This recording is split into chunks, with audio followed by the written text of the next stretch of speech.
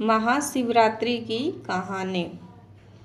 पौराणिक काल में किसी वन में एक भील रहता था। वह भगवान को नहीं मानता था और बहुत क्रूर स्वभाव का था। वह हर रोज वन में जाकर हिरण और अन्य जानवरों को मारता, वहीं कई प्रकार की चोरी भी करता था। एक दिन उसका सारा परिवार भूख से विलख रहा था तो उसने तीर उठाया और जंगल में चला गया, लेकिन उससे कोई भी जानवर नहीं मिला और रात हो गई। उसे बहुत दुख हुआ और वह सोचने लगा कि मैं क्या करूं, कहाँ जाऊं। आज तो कुछ नहीं मिला, घर में बच्चे, माता पिता का क्या होगा। पर वह शिकारी एक झील के पास बेल के पेड़ पर चढ़ गया और सोचा कि कोई जीव पानी पीने आएगा, उसको मारकर घर लेकर जाऊंगा।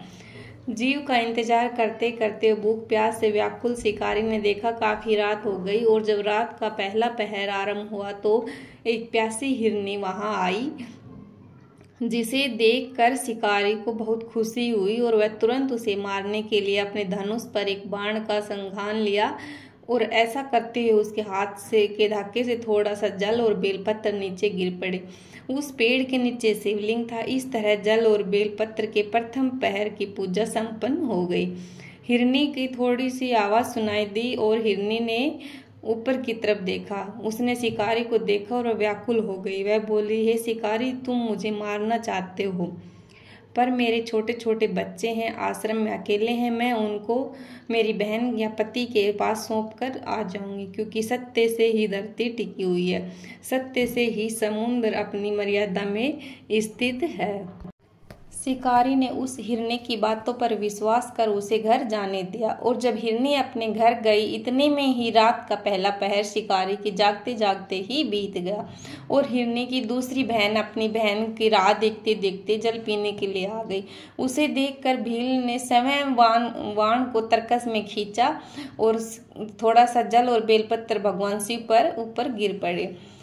इसके द्वारा महान शंभु की दूसरे पहर की पूजा संपन्न हो गई। हिरनी को आवाज सुनाई दी और उसने देखा कि एक शिकारी धनुष ले खड़ा है। हिरनी ने भी बेल से प्रार्थना की कि हे मेरे छोटे छोटे बच्चे हैं, मैं उनको मेरे पति को सौंप दूं, इसके बाद मैं वापस आऊंगी और तुम मेरा शिकार कर लेना। पर शिकारी ने कहा, मुझे तुम पर विश्वास नहीं है, मैं तुम्हें मारूंगा। शिकारी की बातें सुनकर हिरनी बोली कि मैं भगवान विष्णु की शपथ खाती हूँ, सुनो, अगर मैं लौट कर ना आऊं तो सारा पुण्य पाप हार जाऊं, क्योंकि जो वचन देकर पलट जाता है वो अपने पुण्य को हार जाता है। हिरनी ने और भी बहुत सारे वादे किए तो शिकारी ने कहा, जाओ, और हिरनी अपने आश्रम में खुशी खुशी चली गई। इतने में ही रात का दूसरा पहर भी शिकारी के जागते जागते बीत गया।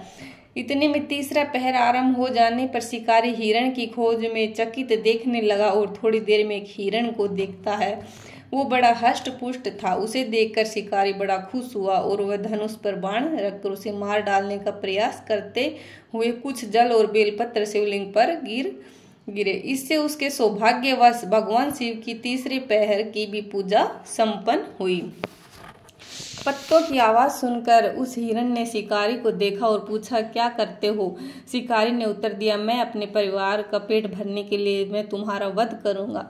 शिकारी की बात सुनकर हिरण के मन में बड़ा हर्ष हुआ। तुरंत ही बोले, मैं धन्य हूँ, मेरा हष्ट पुष्ट शरीर होना सफल हो गया, क्योंकि मेरे शरीर में आप लोगों की तृप्ति होगी। जिसका शरीर परोपकार के काम में नहीं आता उसका सब कुछ व्यर्थ चला जाता है, परंतु एक बार मुझे जाने दो, मैं अपने बालकों को उनकी माता के हाथ में सौंप कर वापस आऊंगा। पर शिकारी ने कहा, जो यहाँ आए वे सब तुम्हारी तरह बातें बनाकर चले गए, परंतु वे अभी तक यहाँ नहीं लौटे। हिरण, तुम भी इसी समय संकट में हो, इसलिए झूठ बोलकर चले जाओ, फिर आज मेरा पेट कैसे भरेगा?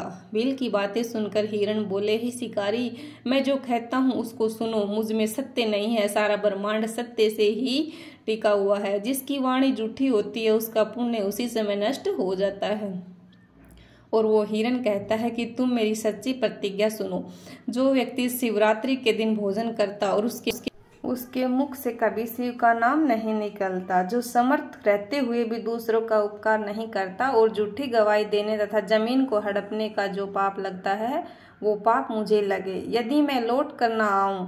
उसकी बात सुनकर शिकारी ने कहा, जाओ और शीघ्र लौटना। शिकारी का ऐसे कहने पर हिरण पानी पीकर चला गया। आश्रम में तीनों हिरण मिले। वे सब प्रतिज्ञाबद्ध हो चुके थे और उन्होंने सोचा हमें वहां अवश्य जाना चाहिए, और अपने बालकों को आश्वासन देने के बाद वो चले गए। वहां वह व्यास शिरोमणि उनकी प्रतीक्षा में बैठा था। उन्हें आते देख उनके बच्चे भी पीछे पीछे चले आए। उन्होंने यह निश्चय कर लिया था कि माता पिता की जो गति होगी वह हमारी भी हो। उन सबको एक साथ आया देख शिकारी को बहुत खुशी हुई और उसने धनुष पर बाण रखा तथा उस समय फिर जल और बेलपत्र शिवलिंग पर गिरे। इससे शिव के चौथे प्रहर की शुभ पूजा भी संपन्न हो गई। उस समय भील का सारा पाप तत्काल भस्म हो चुका था और भील के मन में एक मानवता सा जाग उठी। इतने में ही दोनों हिरणी और हिरण बोल उठे, हे शिकारी, शीघ्र हमारा शिकार करके हमारे शरीर को सार्थक करो। उनकी यह बात सुनकर शिकारी को बड़ा विस्मय हुआ और वह शिव पूजा के प्रभाव से उसको दुर्लभ ज्ञान प्राप्त हो चुका था। उसने सोचा यह हिरण ज्ञानहीन पशु होने पर भी धन्य है, जो ज्ञानहीन होकर भी अपने शरीर से परोपकार करना चाहते हैं। लेकिन धिक्कार है मेरे जीवन को कि मैं अनेक प्रकार के पाप करके अपने परिवार का पालन करता रहा। अब उसने अपने बाण रोक लिए और उसने हिरण से कहा वो सब धन्य हैं तथा उन्हें वापस जाने को कहा। उसके ऐसा करने पर भगवान शंकर ने प्रसन्न होकर तत्काल उसे अपने दिव्य स्वरूप का दर्शन करवाया तथा उसे सुख समृद्धि का वरदान देकर गुहू नाम प्रदान किया। दोस्तों, यह वही गुहू था जिसके साथ भगवान राम ने मित्रता की थी। शिवरात्रि की कथा सुनने वालों को हैप्पी महाशिवरात्रि। ओम नमः शिवाय। हर हर महादेव।